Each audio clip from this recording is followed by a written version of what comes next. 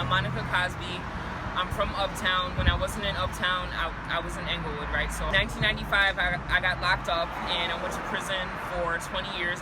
Of the things that I've noticed since I've been out is that there are all type of community organizations and conversations, and a lot of these same organizations that have these conversations do very little to actually support the people that are caught up in that system.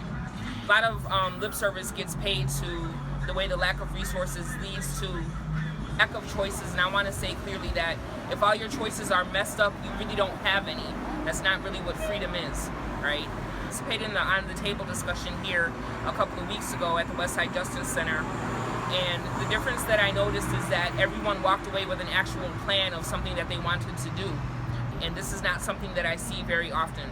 Services that are available, most of them are conditional and coercive, and so you really don't have a lot of choice, right? And what we're proposing is something radically different that gives us a say in the things that happen to us and gives us a say in the choices that we do have. Hi, my name is Tanya Woods and I'm the Executive Director of the Westside Justice Center. At our On the Table, we heard from many voices like Monica's. From that, the idea of a Community Advisory Council was born.